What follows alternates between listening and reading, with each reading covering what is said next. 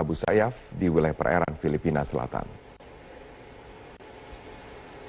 Usai pelantikan Wali Kota Bitung di Geraha Bumi Beringin Manado, Komandan Lantamal 8 Laksamana Pertama MC Morangkir mengatakan Lantamal 8 berada dalam posisi memberi dukungan jika ada tindakan untuk pembebasan sandera, baik negosiasi ataupun operasi militer. Lantamal 8 sudah menyiapkan 2 kapal, yaitu KRI Surabaya dan KRI Mandau. Laksamana Simorangkir juga menambahkan setiap kapal yang berlayar melewati wilayah tersebut untuk berhati-hati dan mematuhi aturan serta menyiapkan alat komunikasi untuk menunjang keselamatan. Apakah ada tindakan militer dan sebagainya. Jadi Lantamal dalam hal ini adalah menyiapkan kapal-kapal yang berada di wilayah kami. Sementara pelaksana tugas seperti itu adalah Panglima Armada Timur. Dalam hal ini ada Komandan Gugus Tempur Laut. Kami sudah menyiapkan 2 KRI, 1 KRI Surabaya dan 1 KRI Mandau. Mereka siap melaksanakan tugas kalau sudah ada perintah. Kementerian Luar Negeri terus berkoordinasi terkait pembebasan 10 warga negara Indonesia yang disandera kelompok Abu Sayyaf di Filipina. Kita bergabung bersama rekan kami Raka Susanto yang memantau langsung dari Kementerian Luar Negeri. Raka, sudah sejauh apa koordinasi yang dilakukan Kemenlu dengan pemerintah Filipina untuk pembebasan 10 warga negara Indonesia? Informasi terakhir yang kami dapatkan memang baru saja beberapa saat yang lalu Menteri Luar Negeri Retno Marsudi melakukan konferensi pers kepada media, di mana Retno mengatakan bahwa sejauh ini pemerintah Indonesia masih terus berkoordinasi dengan pemerintah Filipina terkait dengan bagaimana kondisi dari 10 WNI yang ditawan oleh kelompok separatis di Filipina Selatan. Indonesia juga mengaku bahwa kerjasama ataupun juga dukungan Filipina untuk memberitahu informasi lebih detail terkait dengan bagaimana kondisi ataupun titik-titik di mana mereka berada ini menjadi sangat krusial. Retno juga menyatakan bahwa sejauh ini pemerintah Indonesia masih mengutamakan keselamatan dari 10 orang warga negara Indonesia yang disandra. Meski demikian, usai dari konferensi pers, Retno tidak mau berkomentar lebih banyak dan meninggalkan ruangan sehingga memang pihak dari jurnalis yang ada di dalam ruangan itu tidak dapat bertanya lebih jauh sebenarnya bagaimana kondisi terakhir dari 10 WNI ini, apakah mereka memang masih dalam keadaan selamat atau memang ada kondisi-kondisi lain. Namun meskipun demikian tadi kami juga sempat mengkonfirmasi kepada juru bicara Kementerian Luar Negeri Armanata Nasir yang juga mengatakan hal yang sama bahwa sejauh ini Kementerian Luar Negeri masih memberlakukan sistem informasi satu pintu langsung dari Menteri Luar Negeri Retno Marsudi. Dan lebih jauh lagi, sebenarnya tadi Retno juga sempat menyebutkan bahwa Indonesia mengapresiasi dukungan sekaligus kerjasama yang dilakukan oleh pemerintah Filipina. Dan berikut adalah kutipan dari Retno Marsudi. Upaya penyelamatan 10 ABK WNI terus dilakukan. Dalam 3 hari terakhir, koordinasi dan komunikasi semakin diintensifkan. Komunikasi saya dengan Menteri Luar Negeri Filipina dilakukan secara sangat intensif. Informasi mengenai pergerakan, posisi, dan kondisi para sandera dari waktu ke waktu telah kita peroleh. Kementerian Luar Negeri telah melakukan juga komunikasi dengan pihak keluarga ABK.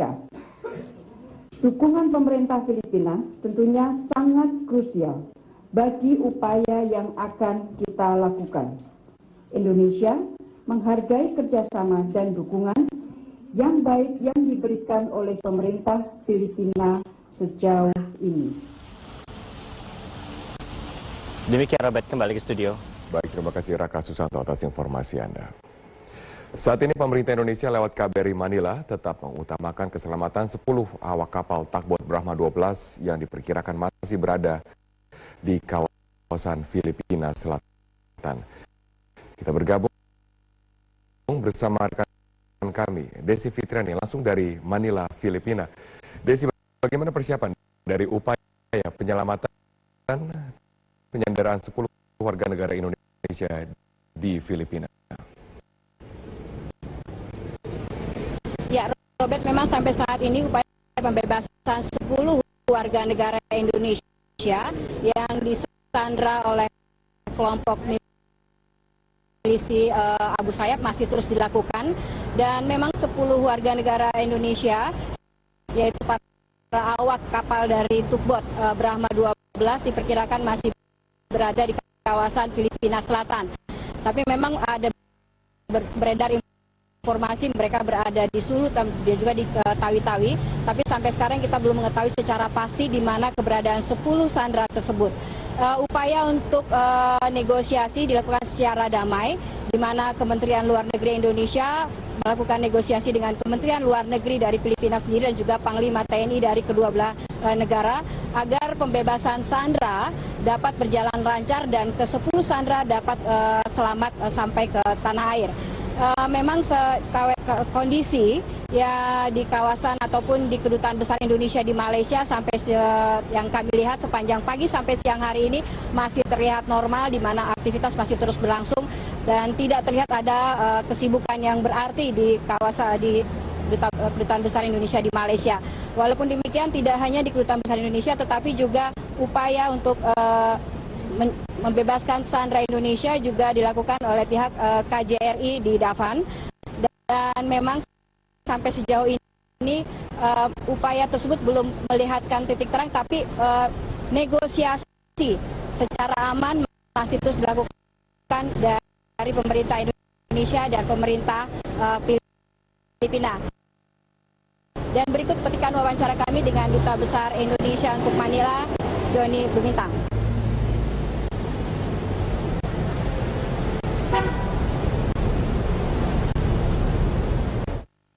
Menteri Luar Negeri kita, Bu Retno, dengan Menteri Luar Negeri sini itu intensif membicarakan berkomunikasi untuk bagaimana menyelesaikan permasalahan ini.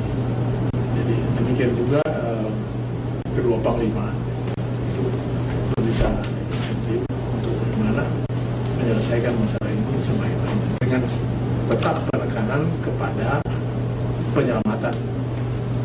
Beberapa opsi itu bisa saja kita lakukan, tapi yang paling utama pertimbangan adalah bagaimana menyelamatkan 10 warga negara Indonesia yang ada. Jadi sekarang terus Kedutaan Besar Indonesia untuk Manila sendiri masih memberikan zona merah terhadap 4 kawasan, yaitu di Tawi-Tawi, Sulu, dan juga Jambuaga. Demikian laporan kami dari Manila, kembali ke studio bersama Robert. Silakan Robert. Terima kasih Desi Fitriani atas informasi Anda langsung dari Manila, Filipina. 3 dari 10 warga negara Indonesia yang bekerja sebagai ABK Takbot Brahma 12 saat ini disandera kelompok milisi Abu Sayyaf diketahui membuat paspor di kantor imigrasi Banjarmasin sebelum berangkat ke Filipina. Kepala Kantor Kementerian Hukum dan HAM Provinsi Kalimantan Selatan, Imam Suyudi, mengatakan ketiga warga negara Indonesia yang dimaksud adalah Suryansyah dan Suryanto yang melakukan proses perpanjangan paspor serta Wawan Saputra yang melakukan proses pembuatan paspor baru. Benar, 3 orang ABK yang sekarang memang dalam kasus di Sandra, 3 orang itu adalah mereka kebetulan membuat, 1 orang membuat paspor baru di sini dan 2 orang perpanjangan paspor. Dan keluarga para anak buah kapal korban penyanderaan sangat cemas dengan kondisi dan keselamatan para korban. Mereka berharap agar pemerintah dan perusahaan kapal segera bernegosiasi agar ke-10 korban penyanderaan dibebaskan dan selamat kembali ke Indonesia. Femi Wawor, istri dari Julian Philip, korban penyanderaan kelompok pemberontak Abu Sayyaf di Mindanao, Filipina, tak tahan menahan kesedihannya saat dikunjungi Gubernur Sulawesi Utara, Oli Dondo Kambing. Istri korban terus-menerus menangis menyampaikan kekhawatirannya akan suaminya. Bisa kembali dengan keluarga. Harapan itu yang saya bisa sampaikan sebagai istri. Mohon dukungan doa dari semua pihak. Kiranya proses pembebasan ini segera mungkin Dalam kunjungannya ke keluarga korban, Gubernur Sulawesi Utara menyatakan akan menemui Kepala BIN dan Kementerian Luar Negeri untuk mendiskusikan pembebasan ke-10 WNI yang disandra di Filipina. Rumah orang tua Reynald dan Wawan Saputra, korban penyanderaan yang berada di Luwu Timur, Sulawesi Selatan, juga diselimuti rasa haru oleh sanak keluarga. Ayah Reynaldi, Amiruddin, khawatir dengan keberadaan para korban yang hingga kini belum diketahui. Sementara itu keluarga Wawan Saputra juga hanya bisa pasrah dengan kondisi yang dialami oleh Wawan. Mereka berharap agar pemerintah dapat segera membebaskan para korban yang kini disandera oleh perompak. Keluarga Bayu Oktavianto, warga Klaten, Jawa Tengah, cemas terhadap keselamatan Bayu yang juga menjadi korban penyanderaan.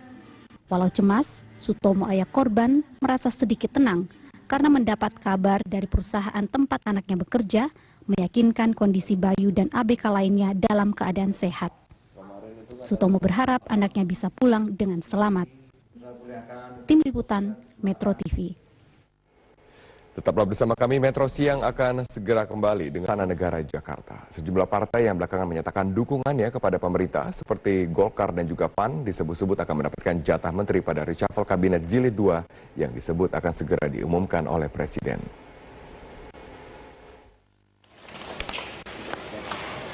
Desas-desus rencana perombakan Kabinet Kerja kembali mencuat di lingkungan Ring 1 Istana. Santer beredar, Presiden Joko Widodo akan mengumumkan pergantian sejumlah menterinya pada akhir bulan Maret yang tidak lain adalah hari ini. Sejumlah kalangan menilai reshuffle Kabinet Jilid 2 dilakukan untuk efisiensi dan peningkatan kinerja Kabinet. Pengamat politik Ikrar Nusa Bakti memprediksi sejumlah partai yang belakangan mendukung pemerintah akan mendapatkan jatah menteri pada reshuffle kali ini. Pasti PAN akan dapat ya, nanti juga kalau Golkar udah selesai bulan Mei ini ya dengan munaslupnya ya, bukan mustahil kalau memang Golkar benar-benar udah melakukan munas dan kepemimpinannya itu tunggal dan kemudian mereka sepakat untuk mengajukan siapa yang akan masuk ke dalam kabinet ya. Jalan kuat Ketua Umum Partai Golkar yang juga Ketua DPR Ade Komarudin tidak menampik adanya isyarat kader Golkar yang bisa menjadi Menteri Kabinet Kerja. Ago menegaskan dirinya menyerahkan sepenuhnya masalah reshuffle menteri kepada Presiden. Presiden tentu punya pertimbangan yang matang, beliau yang melakukan reshuffle, beliau yang punya kewenangan, jadi semuanya kita serahkan sepenuhnya kepada beliau sebagai yang punya hak prerogatif.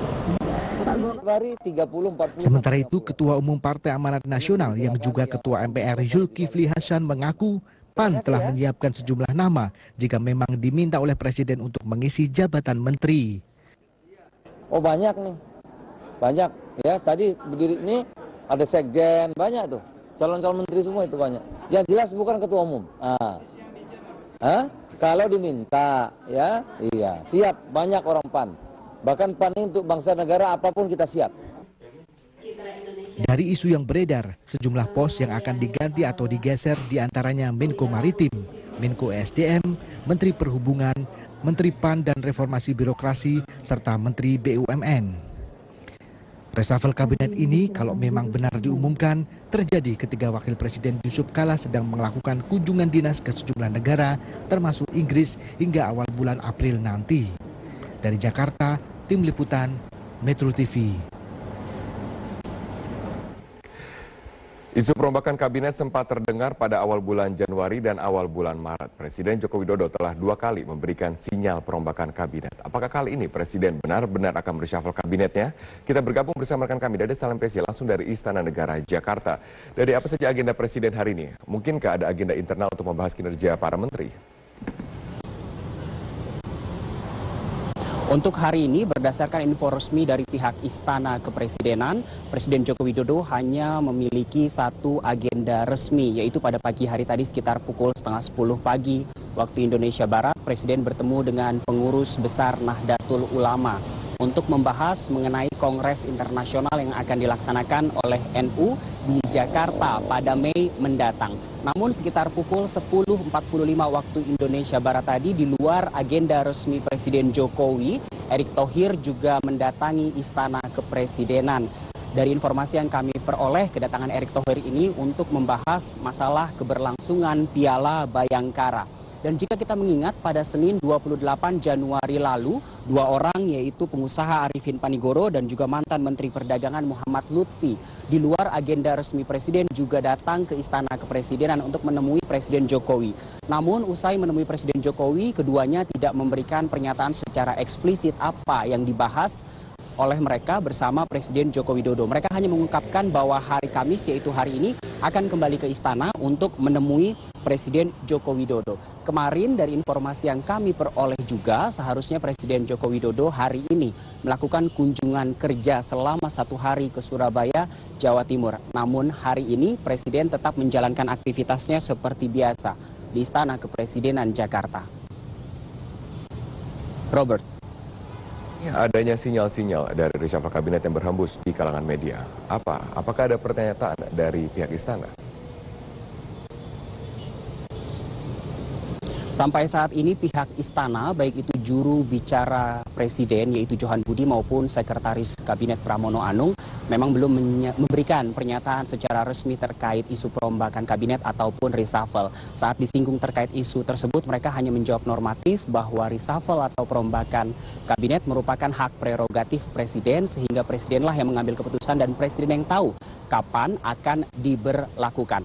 Sepanjang bulan Maret ini, isu reshuffle atau perombakan kabinet memang kembali mencuat, diungkapkan langsung oleh Presiden Joko Widodo bermula saat kunjungan kerjanya ke kawasan Cilincing, Jakarta Utara pada 10 Maret lalu. Di situ Presiden mengungkapkan persaingan global dan percepatan layanan publik harus dimaksimalkan. Bahkan Presiden juga mengungkapkan akan menindak tegas termasuk mencopot menterinya demi mencapai target percepatan pelayanan publik. Dan keesokan harinya di minggu kedua bulan Maret, Presiden kembali memberi sinyal perombakan kabinet. Di Solo, Presiden mengungkapkan bahwa dia yakin target dwelling time bisa ditempuh dalam waktu 3 hari dengan cara apapun, termasuk mengganti menteri-menterinya. Beberapa waktu yang lalu, usai rapat terbatas di kantor Presiden, Menko Kemaritiman Rizal Ramli juga sudah mengungkapkan bahwa proses dwelling time sudah berhasil diturunkan tenggat waktunya, namun masih 3 hari lebih, yang artinya masih jauh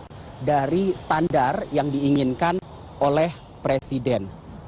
Tidak hanya di bulan Maret, sepanjang tahun ini, di bulan Januari, di awal tahun, isu perombakan kabinet juga sempat kembali mencuat, diawali dengan dirilisnya rapot kementerian oleh Menteri Pendayagunaan Aparatur Negara dan juga Reformasi Birokrasi Yudi Krisnandi yang merilis rapor kinerja dari 86 kementerian dan juga lembaga, disusul dengan Partai Amanat Nasional yang menyatakan dukungannya kepada pemerintah, disusul juga dengan Partai Golkar kubu Abu Rizal Bakri yang juga menyatakan dukungannya kepada pemerintah. Disusul lagi Partai Keadilan Sejahtera yang menyatakan tetap berada di luar pemerintah atau oposisi, namun datang ke Istana Kepresidenan pada 18 Januari untuk bertemu langsung dengan Presiden Joko Widodo. Sampai saat ini belum ada kepastian apakah perombakan kabinet tersebut akan dilakukan atau tidak. Jika memang akan dilakukan, hanya Presiden yang tahu kapan perombakan kabinet akan dilakukan, mengingat Wakil Presiden Yusuf Kala masih melakukan kunjungan kerja di luar negeri sampai 6 April mendatang. Robert. Baik, terima kasih Dade Salampesi atas informasinya langsung dari Istana Negara. Kita beralih ke informasi. Gubernur DKI Jakarta Basuki Cahayapurnama menyatakan alasan warga Jakarta memilih gubernur adalah karena figur perseorangan, bukan karena latar belakang partai politik. Ia meyakini hal tersebut berdasarkan pengalaman Pilkada DKI Jakarta 2012 saat ia dan Jokowi melawan pasangan petahana Fauzi Bowo dan Nahrawi Ramli. Hasil survei terbaru Carta Politika menunjukkan tingkat elektabilitas Gubernur DKI Jakarta Basuki Cahayapurnama masih yang tertinggi, jauh mengungguli para bakal calon lain. Ahok tidak hanya unggul secara elektabilitas, namun juga tingkat kepuasan dan kepercayaan masyarakat terhadap Ahok juga masih tinggi. Tingkat elektabilitas dua kandidat terkuat penantang Ahok, yakni Ketua Umum Partai Bulan Bintang Yusril Iza Mahendra dan Wali Kota Surabaya Tri Risma hari ini, menempati posisi 2 dan 3 setelah Ahok. Pengamat politik Jayadi Hanan menilai tingkat elektabilitas Ahok saat ini masih belum aman dan masih berpeluang disalib oleh kandidat lain. Popularitasnya sudah 100%, hampir 100%, tetapi dukungan spontannya masih di kisaran di bawah 50%.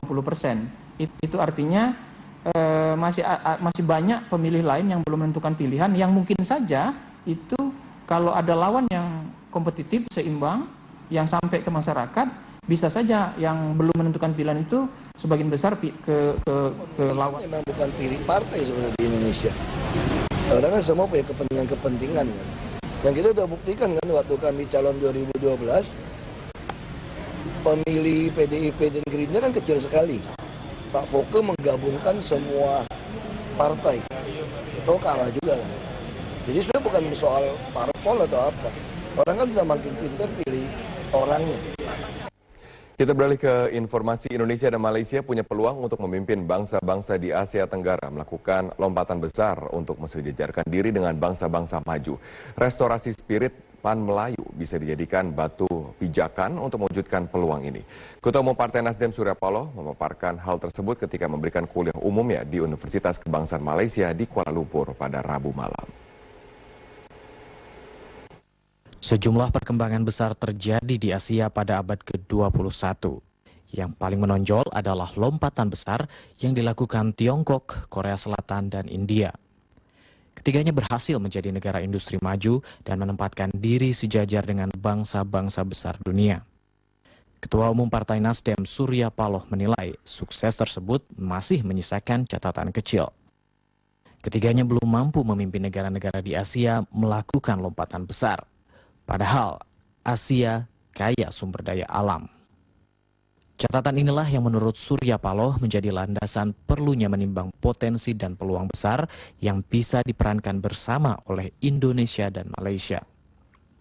Jika Indonesia dan Malaysia berhasil merestorasi kekuatan bersama serta menggabungkan potensi dan sumber daya bersama, maka dua bangsa serumpun ini berpeluang memimpin lompatan bangsa-bangsa Asia. Dalam kaitan inilah Surya Paloh melontarkan gagasan restorasi spirit Pan Melayu. Pan Melayu sebagai spirit sebenarnya bukan hal baru. Jadi ini penting kita ketahui, ini bukan hal baru. Gagasan ini sebenarnya pernah dirintis oleh Bapak Bangsa Filipina, Jose Rizal. Bahkan Pan Melayu juga pernah diperlibatkan dalam Badan Penyelidik Usaha Persiapan Kemerdekaan Indonesia. Juga dari Malaysia ada Syekh Muhammad Tahir Jaludin, seorang nasionalis Islam dari Penang. Juga itu menggagas inisiatif serupa. Begitu juga Presiden Filipina, Diosdado Macapagal yang pada tahun 1963 juga ikut menggagas Federasi Mapilindu, yaitu Malaysia, Filipina, Indonesia. Pertanyaannya saat ini, mengapa kita perlu membahas restorasi spirit Pan Melayu? Ini pertanyaannya. Bukankah bangsa-bangsa Asia Tenggara telah bernaung dalam payung ASEAN? Jawaban yang pertama, bahwa Pan Melayu tidak bermaksud untuk menandingin apalagi meniadakan ASEAN. Dan tidak ada maksud itu. Sebaliknya Pan Melayu dimaksudkan sebagai penjaga solidaritas kawasan, memompa potensi kekuatan bersama.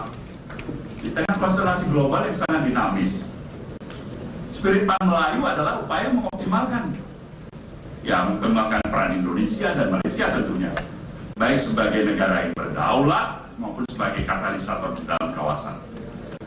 Dalam konteks Uni Eropa, peran Indonesia dan Malaysia bisa tentunya disepadankan sama dengan inisiatif Prancis dan Jerman sebagai pelopor regional baru.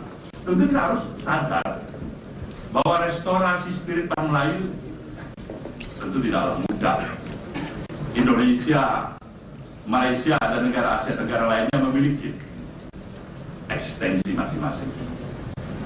Nah, disinilah nilai dan moral politik yang akan kita tawarkan dalam spirit Pan Melayu. Dari perspektif Indonesia, nilai dan moral politik Pan Melayu sudah termuat dalam gagasan Founding Father bangsa Indonesia, Bung Karno. Bung Karno menyatakan dengan jelas dan tegas, sosio-nasionalisme Indonesia yang berorientasi kepada internasionalisme. Dasar pemikiran itulah Pan Melayu memiliki fondasi dan filosofis maupun praktek yang mungkin diwujudkan suatu saat nanti. Jadi bukan sekarang. Mungkin spirit ini kita timbang-timbang, kita rawat, kita jaga, bisa kita wujudkan suatu saat nanti. Untuk menuntaskan gagasan Pan Melayu dalam bentuk manifestasi program, Surya Paloh mengidentifikasi minimal ada 3 hal yang perlu digarisbawahi, yaitu kerjasama di bidang budaya, maritim, serta sains dan teknologi. Kerjasama di bidang budaya merupakan jalur diplomasi yang paling efektif. Kerjasama ini bisa diwujudkan antara lain dengan meningkatkan pertukaran pelajar dan mahasiswa karena mereka adalah penggerak kebudayaan bersama. Kerjasama di bidang kemaritiman bisa dilakukan dengan restorasi kemaritiman, yaitu mengembalikan posisi Indonesia dan Malaysia sebagai muara dunia. Pada masa lalu, kedua negara pernah menjadi kutub perdagangan dunia. Posisi sebagai poros maritim dunia akan membawa keuntungan besar bagi ASEAN. Kerjasama di bidang sains dan teknologi bisa diwujudkan melalui proyek besar dalam bentuk observasi dan penjelajahan sebagai basis material pengembangan sains dan teknologi itu sendiri. Dalam konteks ini, Spirit Pan Melayu perlu memprioritaskan kerjasama kajian luar angkasa guna mensejajarkan diri dengan bangsa-bangsa maju. Dari Kuala Lumpur, Malaysia, Tim Liputan Metro TV. Bagaimana respon masyarakat tentang kebijakan penurunan BBM sebesar Rp500 dinilai tidak terlalu berdampak pada turunnya tarif angkutan umum dan kepada masyarakat. Menurut Ketua Organda DKI Jakarta, Safran Sinungan, penurunan harga BBM sebesar Rp500 hanya akan berdampak pada penyesuaian tarif angkutan umum sebesar 3% dari tarif sebelumnya. Organda baru akan memutuskan besaran penurunan tarif angkutan umum setelah rapat bersama dengan para operator angkutan umum. Turunkan sekitar 3% itu kalau dari tarif 4.000 kan cuma Rp120. Atau kalau dia misalnya 5% aja ya, itu kan cuma Rp200. Jadi tidak berpengaruh banyak ya Pak? Ya, tidak terlalu besar.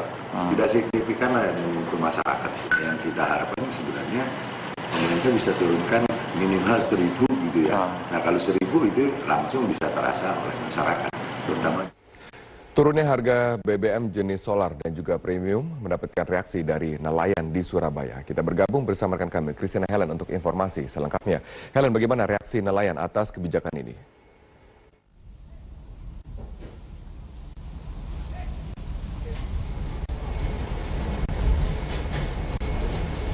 Ya Robert, memang penurunan harga BBM yang rencananya akan dilaksanakan pada 1 April 2016 yakni besok ini mendapat reaksi yang positif dari para nelayan di Kecamatan Kerembangan, Surabaya. Ini para nelayan merasa senang atas penurunan harga BBM berjenis premium sebesar Rp500 yang akan direncanakan turun pada esok hari. Para nelayan ini senang karena dengan turunnya harga BBM ini secara otomatis dapat menurunkan biaya operasional sehari-hari mereka. Biasanya para nelayan ini setiap hari bisa menghabiskan 1 hingga 2 liter premium untuk mengoperasikan kapal mereka yang digunakan para nelayan ini untuk melaut. Dan pemerintah memang besok pada tanggal 1 April 2016 ini akan menurunkan harga BBM jenis premium sebesar Rp500 dari harga semula Rp6.950 menjadi Rp6.450.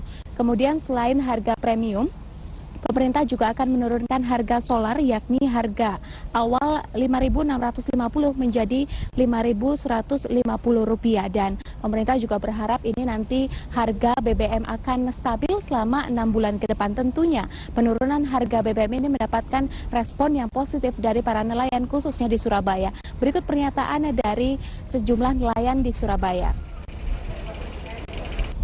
Jadi Pak juga kan bisa menghemat antara berapa ratus sampai Rp1.000 per hari. Ini sambut baik Pak ya? Disambut baik ya? Sambut baik, seakan-akan pakai kanal bensin, pakai bensin semua. Kalau sehari berapa liter Pak? 1,5 liter itu 2 hari 3 hari. Oh 2 hari 3 hari. Ini dapat menghemat pengeluarannya nanti.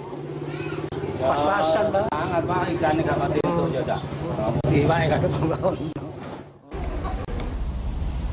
Dan Robert, tentunya para nelayan di Surabaya ini khususnya juga terus berharap agar pemerintah dapat semakin menurunkan harga BBM sehingga dapat melegakan atau dapat menurunkan biaya operasional mereka melaut sehari-hari sehingga para nelayan ini dapat memperoleh keuntungan yang lebih besar dalam hasil melautnya karena biaya operasional BBM yang berkurang cukup signifikan jika harga BBM ini turun secara signifikan esok.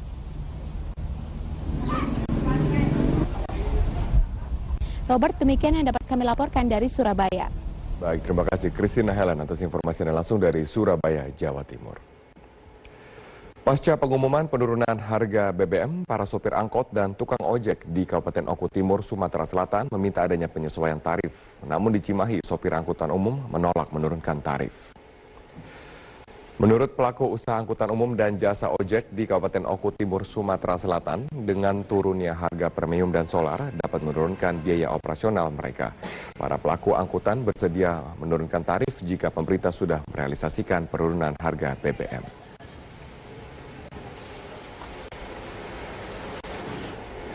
Sementara itu, sejumlah sopir angkutan umum di Terminal Cimindi, Kota Cimahi, Jawa Barat enggan menurunkan tarif angkutan di rute jarak dekat. Alasannya turunnya premium dinilai tidak signifikan sehingga untuk menurunkan tarif angkutan sangat sulit.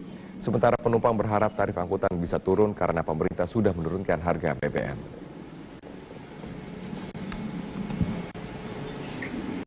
Tetaplah bersama kami, Metro Siang akan segera kembali.